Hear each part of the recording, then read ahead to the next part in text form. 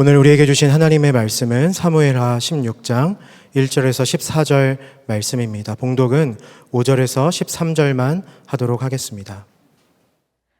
다윗 왕이 바후림 마을에 가까이 이르렀을 때 갑자기 어떤 사람이 그 마을에서 나왔는데 그는 사울 집안의 친척인 게라의 아들로서 이름은 시므이였다. 그는 거기에서 나오면서 줄곧 저주를 퍼부었다. 다윗 왕의 모든 부하와 모든 용사가 좌우에 서서 왕을 호위하고 가는데도 그는 다윗과 그의 모든 신하에게 계속하여 돌을 던졌다. 시므이가 다윗을 저주하며 말하였다. 영영 가거라. 이 피비린내 나는 살인자야. 이 불안당 같은 자야. 내가 사울의 집안 사람을 다 죽이고 그의 나라를 차지하였으나 이제는 주님께서 그 핏값을 모두 너에게 갚으신다. 이제는 주님께서 이 나라를 너의 아들 압살롬의 손에 넘겨주셨다. 이런 형벌은 너와 같은 살인자가 마땅히 받아야 할 재앙이다. 그러자 스루야의 아들 아비새가 왕에게 아뢰었다. 죽은 개가 높으신 임금님을 저주하는데 어찌하여 그냥 보고만 계십니까? 제가 당장 건너가서 그의 머리를 잘라버리겠습니다. 왕은 대답하였다. 스루야의 아들아, 나의 일에 너희가 왜 나서느냐? 주님께서 그에게 다윗을 저주하라고 분부하셔서 그가 저주하는 것이라면 그가 나를 저주한다고 누가 그를 나무랄 수 있겠느냐? 그런 다음에 다윗이 아비새와 자기의 모든 신하에게 말하였다. 생각하여 보시오. 나의 몸에서 태어난 자식도 나의 목숨을 노리고 있는데 이러한 때에 하물며 저 베냐민 사람이야 더 말해 무엇하겠소. 주님께서 그에게 그렇게 하라고 시키신 것이니 그가 저주하게 내버려 두시오. 혹시 주님께서 나의 이 비참한 모습을 보시고 오늘 시므이가 한 저주 대신에 오히려 나에게 좋은 것으로 갚아주실지 누가 알겠소. 다윗과 그 부하들은 계속하여 길을 갔다. 그래도 시므이는 여전히 산비탈을 타고 다윗을 따라오면서 저주하며 그 곁에서 돌을 던지고 흙먼지를 뿌렸다.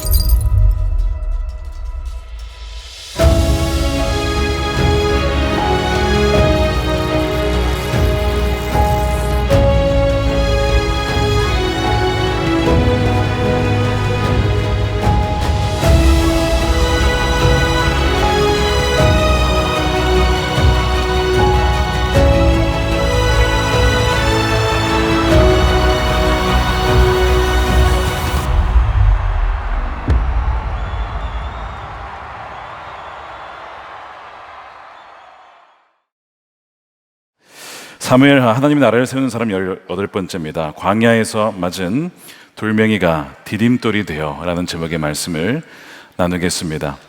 지난 한 주간 가장 뜨거웠던 한국 사회에 이슈가 있었다면 미국과의 관세 협상이었을 겁니다.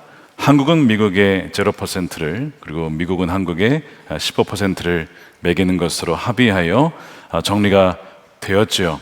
좀 아쉬운 부분들이 있긴 합니다. 좀 억울한 부분도 있긴 합니다만 오히려 이것이 변하여 좀 양국 간에 더 견고한 동맹 관계가 세워지기를 원합니다. 인생을 살다 보면 억울한 일을 당할 때가 있습니다. 내가 하지도 않은 일에 대해서 비난의 돌을 받을 때가 있고 선의로 행한 일에 대하여 오해의 돌을 받을 때도 있습니다. 또한 나의 행동에 대해서 의심하는 의심의 돌을 받을 때도 있죠. 그 돌에 맞아 가슴이 멍들 때 그 아픔과 억울함은 우리로 하여금 불석 자리에 주저앉게 만들곤 합니다. 우리가 지난주에 살펴본 것처럼 다윗이 인생의 밑바닥 제2의 광야를 지나가게 됩니다. 그때 다윗은 나의 죄 때문에 이런 광야를 걷게 되는 것임을 그가 알고 겸허하게 그 광야 길을 걷게 되죠. 그런데 오늘 이 광야 길에서 더 구체적인 아픔을 맞이하는데 시바의 교활한 거짓과 시므이의 악랄한 저주라고 하는 광야에서 돌을 맞이하게 됩니다. 광야의 고통만으로도 벅찬데 광야에서 날아오는 돌 맞는 기분은 정말 슬픈 일이고 아픈 일입니다. 그때의 다윗이 어떻게 반응했는지, 그리고 이것이 어떻게 오히려 그의 인생에 밑바닥을 치고 올라오게 되어지는 반전의 기회가 되었는지를 우리가 말씀을 살펴보면서, 혹시 제2의 광야길을 걷는 여러분들이 계시다면 오늘 말씀을 통해 하나님이 여러분들의 각자에게 주시는 하나님의 음성을 듣게 되기를 축복합니다. 자, 오늘 다윗의 여정에 가장 먼저 던져진 돌은 처음에는 돌이라고 여겨지지 않을 교묘한 돌이었습니다. 아첨과 거짓으로 포장된 시험, 테스트를 하는 돌멩이가 날아옵니다. 자, 1절에 보시면 다윗이 산꼭대기에 수단 지 얼마 안 돼요. 무비보셋의 하인 시바가 와서 그를 맞이하였다. 시바는 나귀 2마리의 안장을 얹고 그 위에다가 빵 200개와 건포도 뭉치 100덩이와 여름과일 100개와 포도주 한 가죽 부대를 싣고 왔다. 시바는 바로 무비보셋의 하인입니다.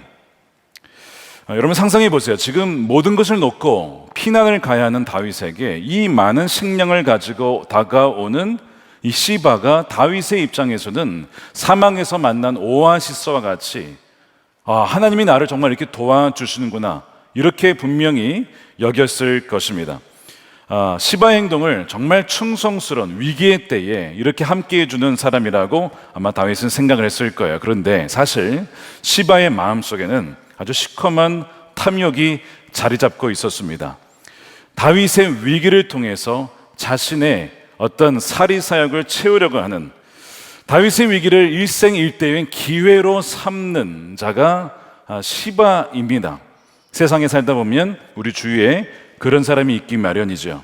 예전에 경주의 최부자는 흉년의 때에는 땅도 사지 말아라, 남들이 힘들어할 때에 재산을 불리는 거 아니다, 뭐 이런 얘기를 하면서 원칙을 지켜나갔다고 하는데, 오히려 반대로 지금 시바는 다윗의 위기를 통해서 무비보셋의, 즉 사울 가문의 전 재산을 가져가려고 하는 계략을 가지고 속임수로 다윗에게 나타난 것입니다.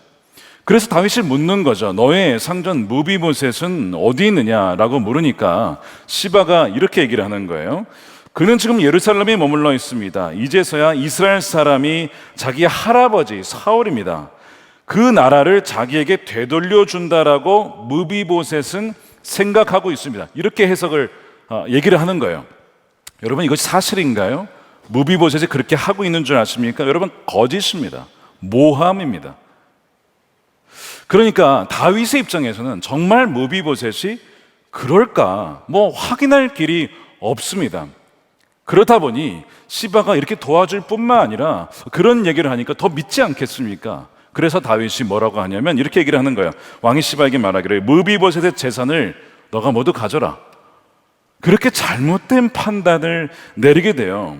한쪽 말만 듣고 무비보셋에게 유리한 판결을 내려서 그 재산을 넘겨주는 그런 성급한 판결을 내리게 됩니다. 여러분, 무비보셋은 다윗에게 은혜를 입은 자예요. 다리를 저는 자였는데 유나단의 아들이라는 이름만으로 내 상에서 같이 밥을 먹자, 이렇게 품어준 사람입니다.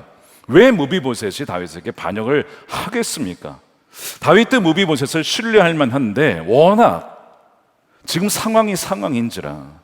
비록 다윗이 지난주에 본 것처럼 이때를 통하여 다윗의 영성이 좀 살아나거든요. 이때의 만남을 통하여서, 이때야 너 나 따라오지 마, 가야 된다, 너 나 따르면 죽을 수도 있어, 한 사람을 귀하게 여기는 그 원래 다윗의 모습이 광야를 통해서 회복되어 가고 있었어요. 이게 다윗의 모습이지, 사람을 귀히 여기는 모습. 그런데 완전히 회복된 건 아니었습니다. 회복이라고 하는 것은 스위치 키면 딱 켜지는 게 아니에요. 서서히 회복이 되는 겁니다. 다윗은 여전히 아들에게 쫓기고 있는 행세고 충성스러운 부하들의 배신을 당한 그런 마음 아픈 상황 속에서 지쳐 있습니다. 그렇다 보니 그의 분별력은 아직은 온전히 회복되지 않은 상황이었기 때문에 시바의 말이 거짓이라는 것을 예전 같았으면 간파했을 텐데, 자기가 너무 어려우니, 시바가 나를 도와주니 그의 말을 고지그대로 듣게 되고 잘못된 결정을 내리게 된다는 거죠. 여러분 기억하십시오. 광야를 지날 때에는 이때와 후세와 같은 참된 위로자도 여러분에게 다가오지만 시바와 같이 거짓 위로자도 함께 온다는 사실입니다. 그래서 저와 여러분을 도와주는 것처럼 다가와서 실은 자신의 이익을 취하려고 하는 사람들이 특별히 여러분들이 힘든 시절에, 여러분들이 정말 사람을 만나고 싶은 그 시절에, 누군가의 도움이 필요한 그 시절에 다가와요. 그러면 사람인지라 내가 어렵기 때문에 다가오면 덥석 그 사람을 붙잡고 의지하고 싶은 마음이 들어서 분별하지 않고 무분별하게 많은 것들을 그대로 받아들이게 되고 잘못된 판단을 내리게 된다는 것입니다. 자, 그래서 이 시바의 유혹이 교묘했던 것이 지금 다윗이 굉장히 절박한 필요가 있었는데 그것을 채워주는 형태로 왔기 때문에 하나님의 응답처럼 받은 바로 거기에서 분별력이 바로 사라지게 된 것이죠. 자, 이것을 우리에게 적용하면은 우리는 누군가가 우리에게 공급해 줄 때 감사함을 가진과 동시에 사실은 나의 절박함이 나의 분별력을 삼키도록 두어서는 안 된다라고 하는 것을 기억하셔야 돼요.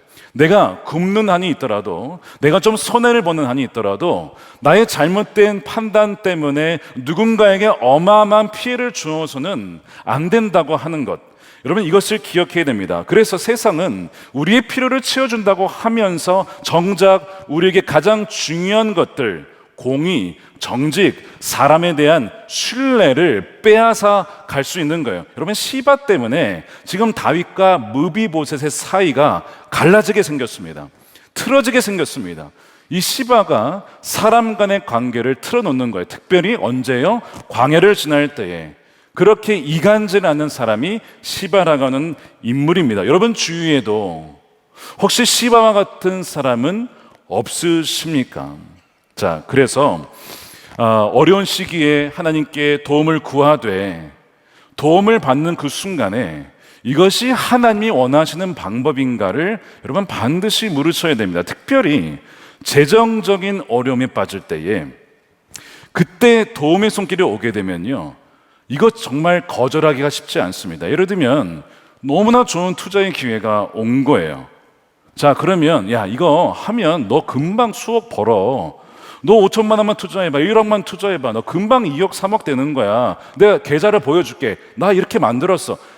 너무나 어려운 시기이기 때문에 뭐 돈도 없을 뿐더러 대출을 받아서 내면 그렇게 대준다고 하니 여러분 분별이 떨어지면서 그래 그렇게 하면 되겠지, 덥석 그 방법을 받아들이는데 알고 봤더니 그게 뭐 사채였다거나 사기였다거나 연관되어 있는 뭔가 깨름칙했는데 아유 나를 채워주고 도와준다고 하니 그걸 받아들였다가 안 그래도 지금 힘든데 더 힘든 바닥으로 가게 될 수가 있는 거예요. 또한 광야를 지나가면 어떤 일이 벌어지냐면 외롭습니다. 지난주에 본 것처럼 사람들이 배신을 해요. 연락을 안 해요. 끊어집니다. 그러다 보니까 어느 사람 붙잡고 이렇게 매달리고 싶은 마음이 있다 보니까 만나지 말아야 될 관계, 부적절한 관계, 만나지 말아야 될 남자, 여자, 정말 마귀의 유혹이 그 어려운 시기에 다가오기에 우리는 더욱더 이 시기에 깨어서 주님, 이것이 하나님의 도움이십니까? 아니면 마귀의 유혹인지 주님, 저는 알 수 있는 방법이 없으니 저에게 분별력을 주십시오. 제가 굶어 가더라도 불의를 행하는 일을 하지 않겠습니다. 그런 결단이 너무 중요한 거예요. 다윗이 결국 이 탈진 속에 유혹에 넘어가게 됩니다. 왜 하나님은 그를 지켜주지 않으셨을까요? 왜 그것을 허락하셨을까? 제가 막 묵상을 하다 보니까 그런 생각이 든 거예요. 다윗이 이제 무비보셋마저도 나를 떠나는구나. 내가 그를 그렇게 잘해줬는데 나를 떠나는구나. 그런 어떤 속상한 마음이 있었을 거예요. 사실은 아니지만 그러나 그것을 허락함으로써 다윗으로 하여금 더 겸손하게, 낮아지게, 겸허하게 바꾸시기 위해 하나님이 그것을 허락하셨겠구나라는 마음이 드는 겁니다. 여러분, 하나님께서는요, 이 마귀의 악한 의도마저도 우리에게 역사하실 때에 우리의 연약한 실수마저도 합력하여 더 깊은 겸손과 하나님을 향한 신뢰의 자리로 나아갈 수 있도록 인도해 주시는 분이십니다. 이것이 이제 시바에 대한 교훈이에요. 자, 우리가 이제 광야를 걸었게 되면 이때와 같은 사람, 후세와 같은 사람, 그리고 시바와 같은 기회주의자를 만나며 네 번째, 이제는 돌을 던지는 정말 시므이 같은 자를 만나게 됩니다. 여러분, 시므이는 사울의 친족입니다. 베냐민 지파 사람이에요. 이 시므이가 따라다니면서 돌을 던지는 거예요. 그래서 아까 이 시바가 던진 것은 시험의 돌멩이죠. 근데 이 시므이는 노골적인 심판의 돌멩이를 던집니다. 시험의 돌멩이는 우리의 절박한 필요를 파고드는 교묘한 유혹이라면, 이 심판의 돌멩이는 우리의 정체성과 우리의 과거를 아주 노골적으로 정죄하는 돌멩이가 시므이의 돌멩이가 되는 거예요. 자, 그가 다윗을 어떻게 저주하는지를 한번 7, 8절 보시기 바랍니다. 시므이가 다윗을 저주하여 말하였다. 영영 가거라. 이 피비린내 나는 살인자야, 이 불안당 같은 자야. 내가 사울의 집안 사람을 다 죽이고 그의 나라를 차지하였으나 이제는 주님께서 그 핏값을 모두 너에게 갚으신다. 이제는 주님께서 그 나라를 너의 아들 압살롬의 손에 넘겨주셨다. 이런 형벌은 너와 같은 살인자가 마땅히 받아야 할 재앙이다. 자, 이 시므이의 등장은 우리가 광야라고 하는 것의 본질이 무엇인지를 좀 보게 돼요. 광야에서는요, 여러분, 숨겨진 적대감이 드러나게 됩니다. 자, 우리가 화평할 때는 도움의 손길도 있고 관계도 괜찮아요. 내가 직위가 있고 포지션이 있고 영향력이 있으면 주위의 사람들이 붙습니다. 자, 그런데 우리가 광야를 가게 되면요, 연락이 끊어지죠. 우리 지난주에 보았죠. 사람들이 연락을 하지 않게 됩니다. 심지어는요, 기다렸다는 듯이 우리의 영향력이 약해졌을 때, 광야를 지날 때에 과거의 어떤 부분을 가지고 돌 던지는 사람들이 나타나기 마련입니다. 자, 그러면 우리는 배신감을 느끼죠. 내가 이렇게 약해졌다라고 나에게 돌을 던지는구나. 자, 그때 그 배신감 때문에 몸서리치기보다 그렇게 되면 우리의 영혼이 더욱더 피폐해집니다. 아, 하나님께서 내 인간관계의 연약한 부분을 드러내 주시는구나.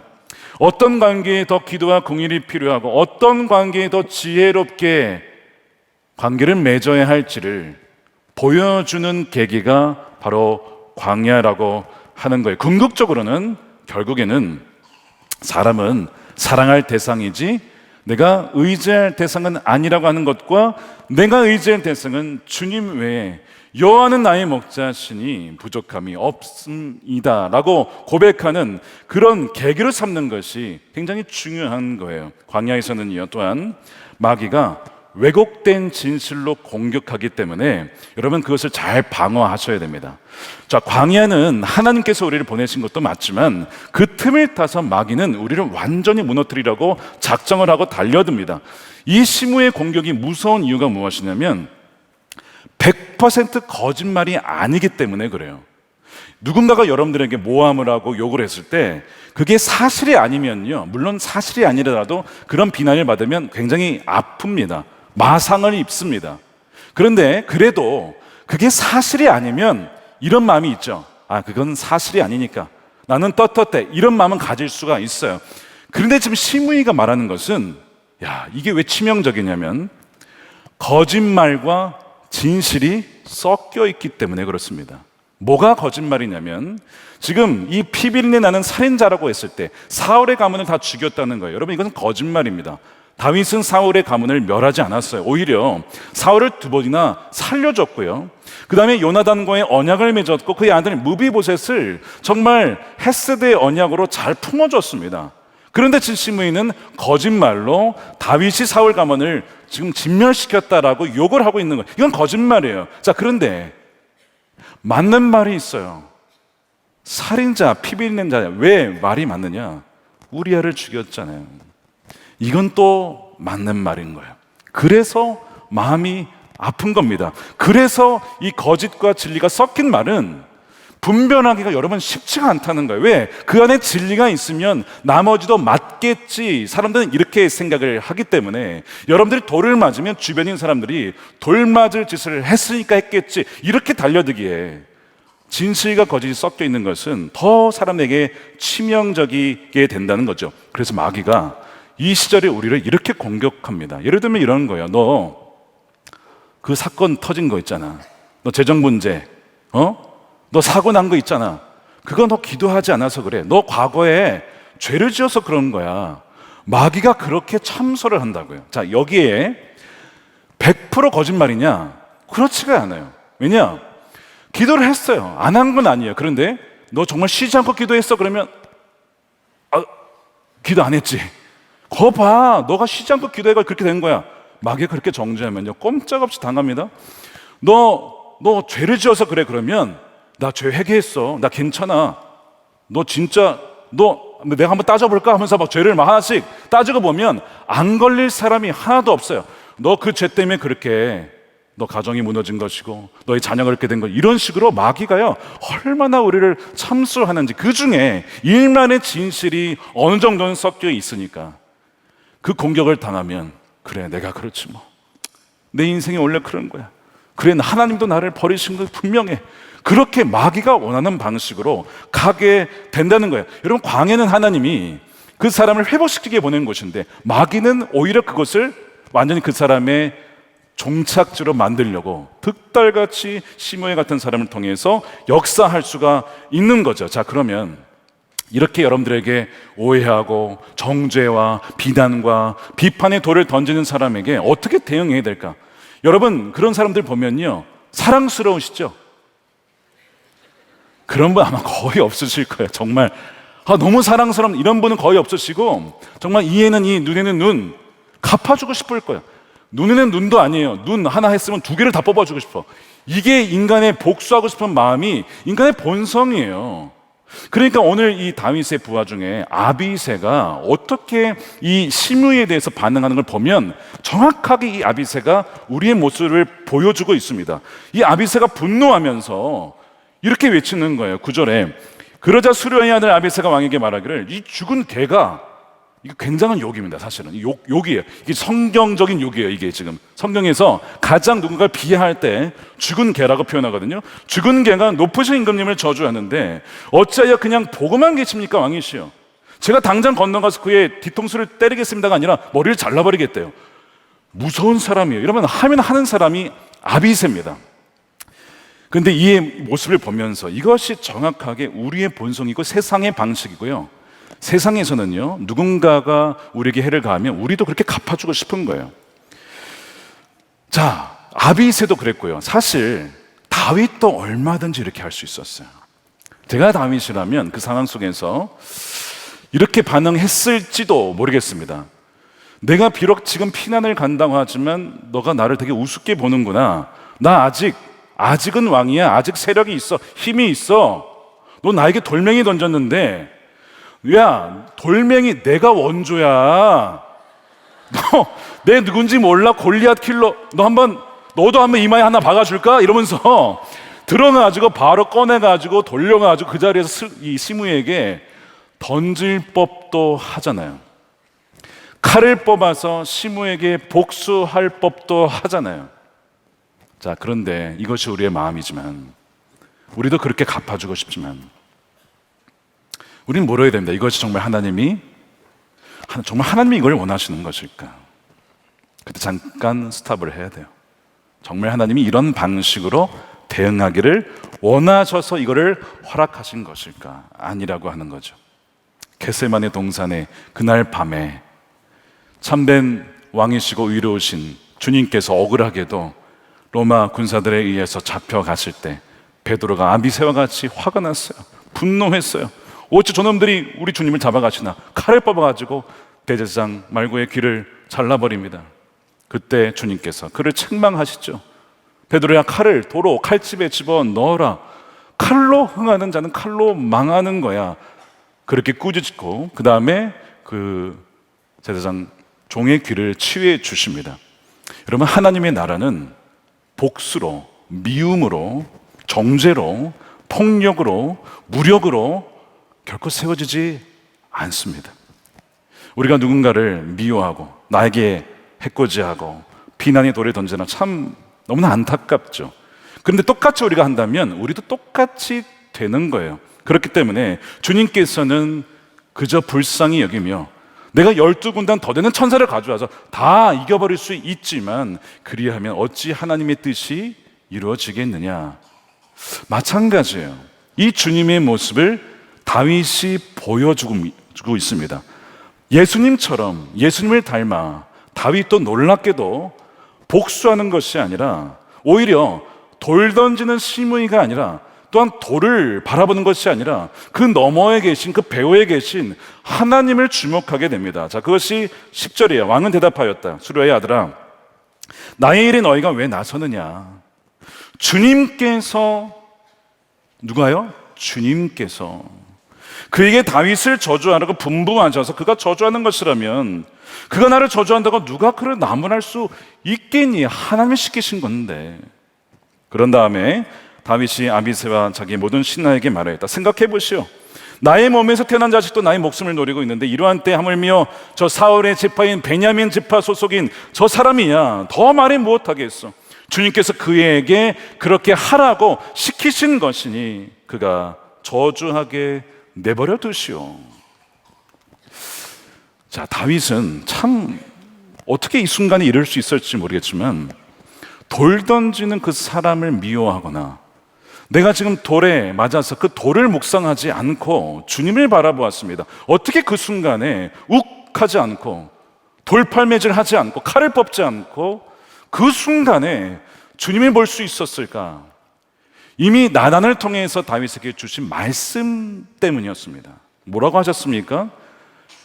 너희 죄로 말미암아 칼부림 너희 집에서 떠나지 아니할 것이다 라고 했던 그 말씀, 즉 하나님의 징계의 칼이 나에게 벌어졌고 그 일환으로 지금 시므의 입술에서 나에게 저주가 부어진 것이니 이거는 하나님의 말씀이 지금 이루어지고 있는 것이라고 그는 큰 그림 안에서 이 상황을 해석할 수가 있었던 거야. 자, 여기서 중요한 교훈이 주어지는데 우리가 일상에서 당하게 되는 고난을 전혀 나의 삶과 나와 무관한 것, 자, 결과와 원인이 나하고는 아무런 상관이 없다라고 하는 것이 아니라 그 상황을 통해서 나의 그 어떠함을 돌아보는 것이 굉장히 유익하다고 하는 거예요. 하나님, 이 일을 통해서 하나님 혹시 저에게 말씀하고 계신 것이 무엇입니까?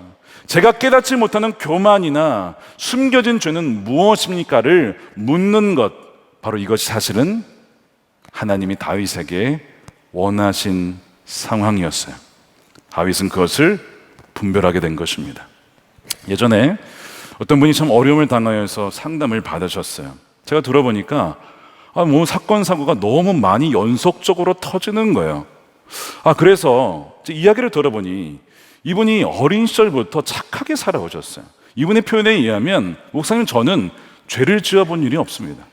저는 정말 착하게 살았고요, 남들에게 피해를 준 적도 없고요, 지금까지 그렇게 살아왔는데 그런데 왜 제 삶에 이렇게 많은 사건 사고가 벌어지는지 어떻게 제 삶을 좀 해석해 주시길 바랍니다. 이러면 얘기를 하시는 거예요. 근데 저도 사실 여러분, 모든 고난이 다 죄로 인한 건 아니잖아요.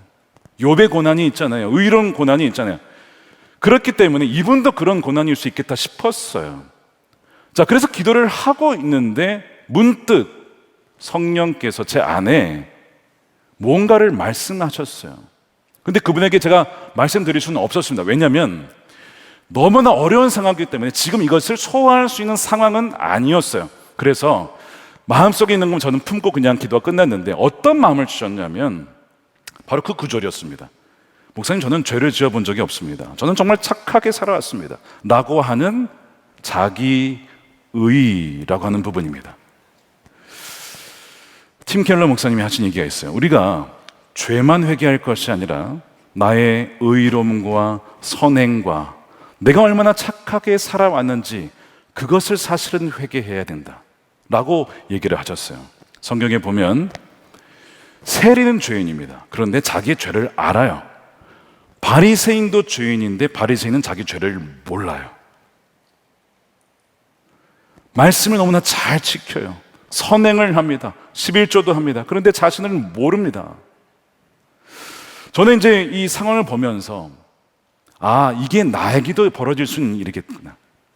목회자이면서도 정말 주님이 기뻐하지 않는 일을 하면서도 그걸 모르고 나는 괜찮은 것처럼 생각할 수 있겠구나 하는 것을 그때 그 상황 속에서 제 자신을 더 돌아보게 되었습니다. 존 웨슬리가 18세기 영국에서 이제 부흥의 주역이 되었는데 가는 곳곳마다 정말 놀라운 부흥이 일어났어요. 마을마다. 그런데 항상 그런 건 아니고 어떤 마을에 가면 돌을 맞았습니다. 사람들이 싫어했어요.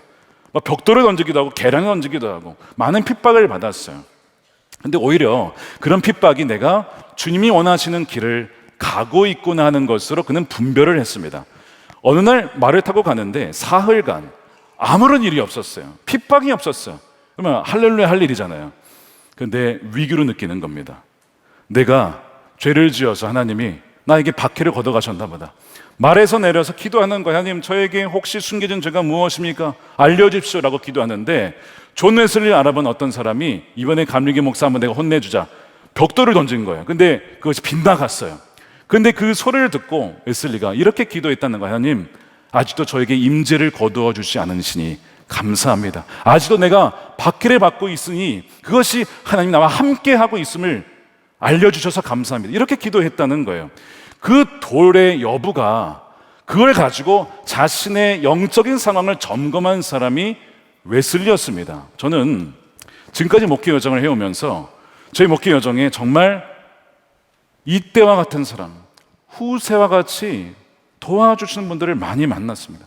저에게는 너무나 과분한 분들이에요. 저를 위해서 기도해 주실 뿐만 아니라 자신의 것을 다 내어주시는 그 많은 사랑을 받으며 하나님의 은혜로 목회를 해왔어요. 자, 그런데 그 중에는요, 시바와 같은 사람도 있었고 시므야 같이 돌을 던지는 사람도 있었습니다.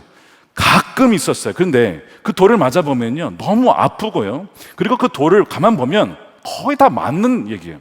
왜냐?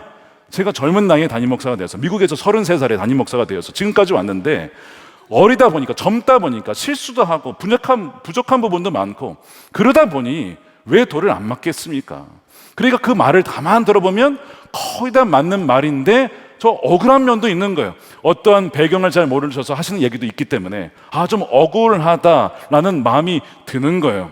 그러다 보니 그 마음을 가만히 품고 있으면 사람에 대한 미움이 들잖아요. 서운한 마음이 들잖아요. 그런데 그 생각이 드는 거예요. 하나님, 이 돌을 통해서 제가 발견하지 못한 회개해야 될 교만이 무엇인지, 그것이 무엇인지, 죄가 무엇인지를 알려주십시오.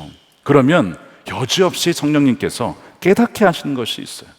그러면 그 과정을 지나면요, 저는 그 전보다 조금 더 겸손하게 주님 앞에 나아가며 성도들을 대할 때나 사람들을 대할 때나 정말 더 그렇게 하려고 변화되어 가는 모습을 보게 됩니다. 그러니까 그 돌로 말미암아 오히려 하나님께 감사하게 되고 그 사람에게도 고마움을 표하게 되어지는, 물론 처음엔 쉽지 않았지만 그렇게 되는 것을 보게 돼요. 얼마나 제게 유익이 되는지 모릅니다.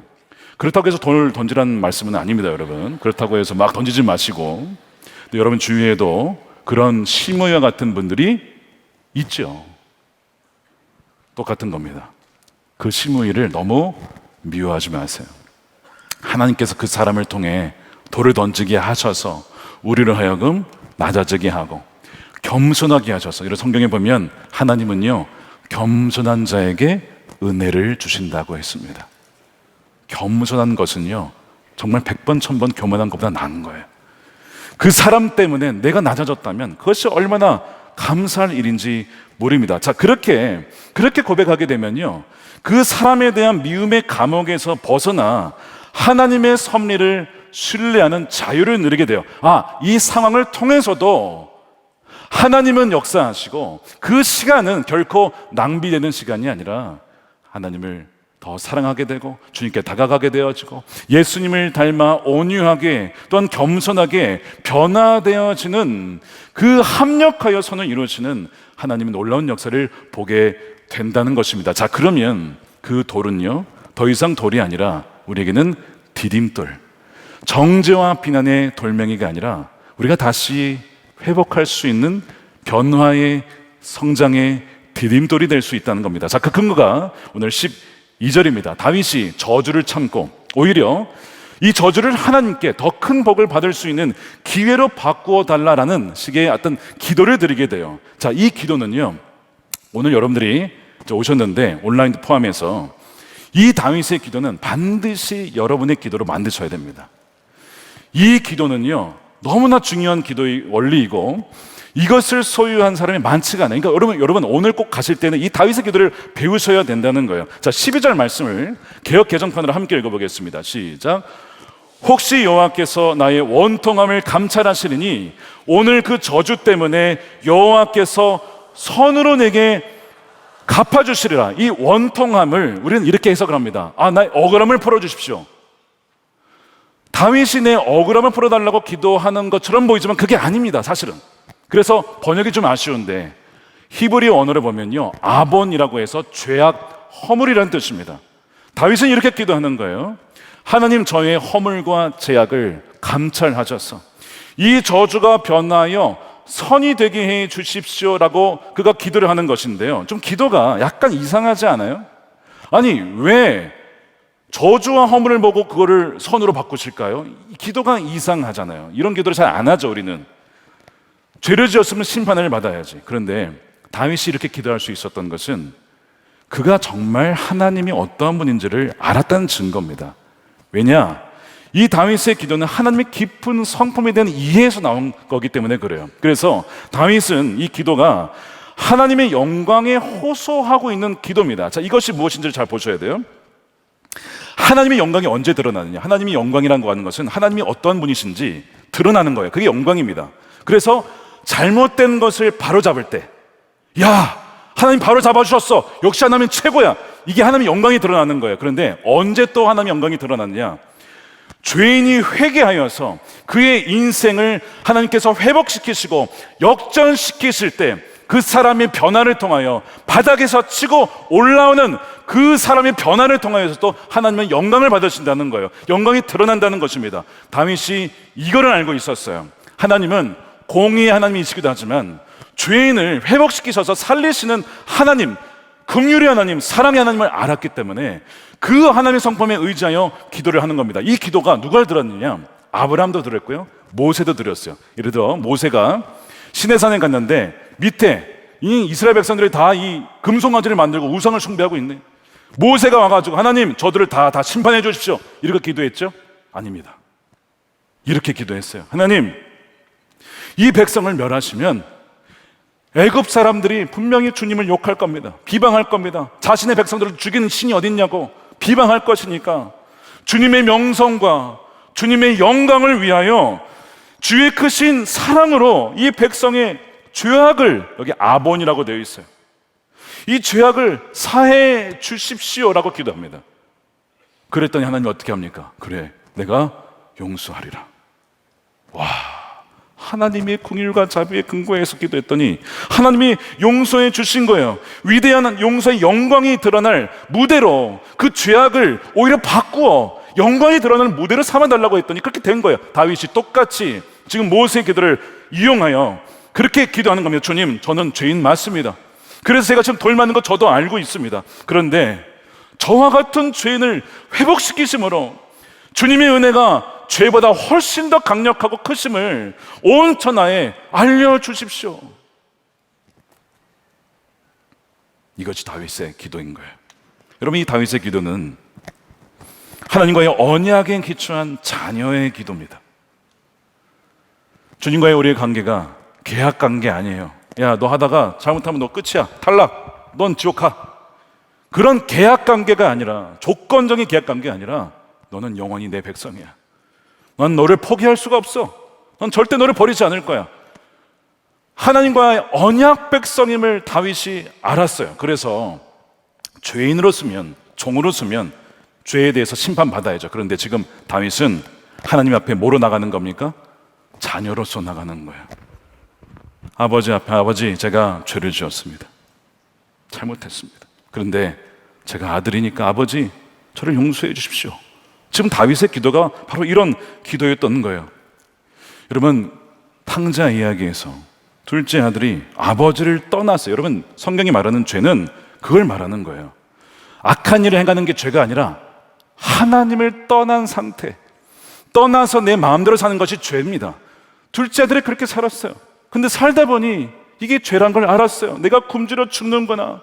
아버지의 집으로 돌아가야겠다. 돌아가서 저 더 이상 아버지의 아들 자격 없습니다. 저를 품꾼 중에 하나로 봐주십시오. 그러자 그 정말 몰골이 앙상하고 비참한, 여러분 탕자의 그 그림 보셨죠? 렘브란트의. 정말 완전 거짓거리를 하고 왔어요. 비참하게 왔어요. 근데 아버지가 그 비참한 그 아들을 보고 그 비참한 상황 때문에 측은히 여겨서, 불쌍히 여겨서, 긍휼히 여겨서 뭘 하셨습니까? 가장 좋은 옷을 입혀주시고 잔치를 베풀어 주셨어요. 가장 좋은 옷은 뭐예요? 하나님의 의, 그리스도의 의. 우리는 아무리 선한 일을 해도요, 더러운 넝마와 같습니다.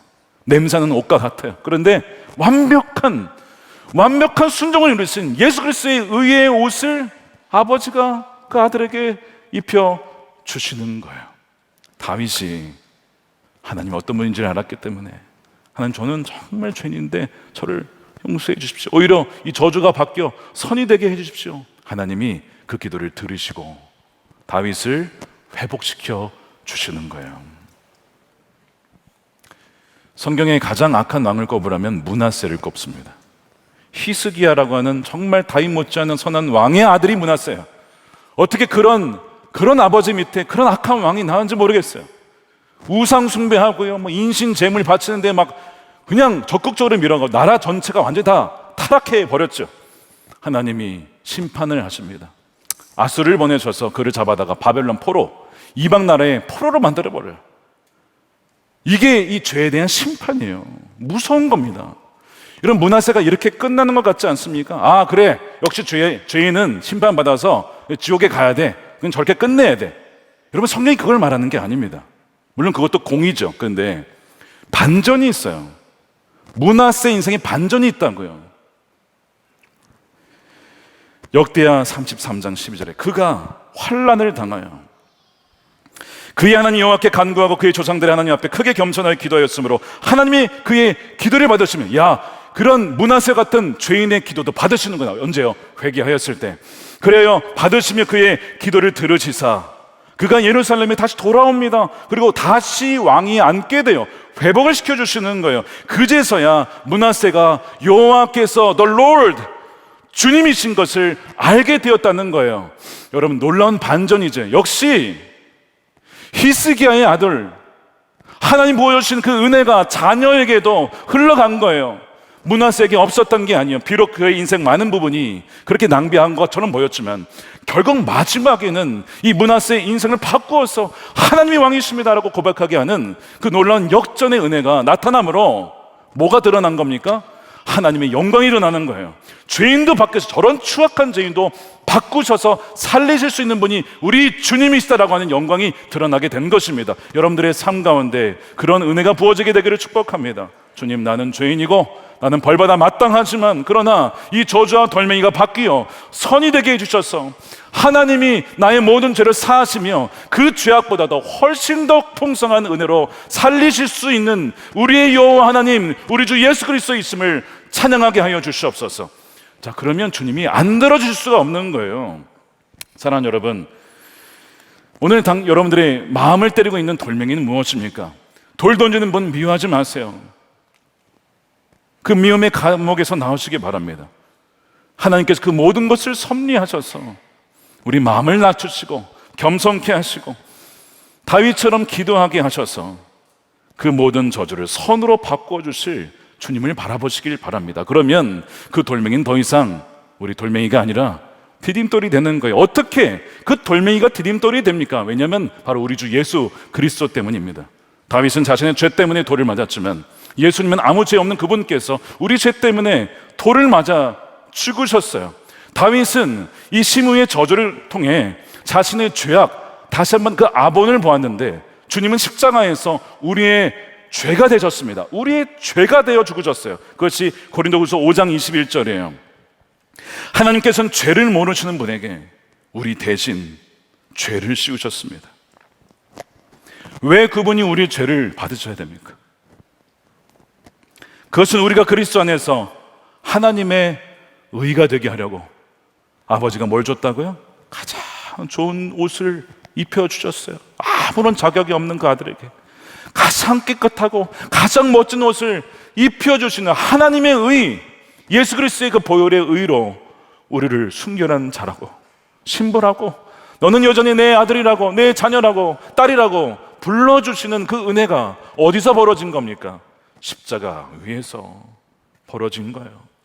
그래서 여러분, 예수님의 십자가는 인간의 가장 큰 실패가 하나님의 가장 위대한 승리가 될 수 있음을 보여주는 겁니다. 십자가의 걸림돌이 부활의 영광의 디딤돌이 되는 것이고, 예수님은 우리의 뭡니까? 모퉁이돌, 코너스톤, 우리의 반석이 되어 다시는 정죄를 당하지 않고, 그리스도 예수 안에는 결코 정죄함이 없나니 저주의 돌멩이는 이제는 사라졌어요. 왜? 주님이 다 맞으셨으니까. 이제는 우리에게 뭐가 있는 겁니까? 영원히 흔들리지 않은 반석, 그 위에 우리의 삶이 놓여져 있는 줄 믿으시기를 축복합니다. 이 시간 우리가 오늘 성찬을 받을 텐데요, 성찬을 볼 때 기억하십시오. 빵은 우리가 맞아야 될 그 돌을 주님이 대신 맞으심으로 찢어진 몸입니다. 포도주는 우리가 흘려야 될 피를, 우리가 쏟아야 될 피를 우리 자리에서 대신하여 주님이 쏟으심으로 너는 이제 죄가 없다, 너는 이제 순결한 자야, 너는 내 자녀야 라고 해주시는 거예요. 이것이 성찬의 은혜예요.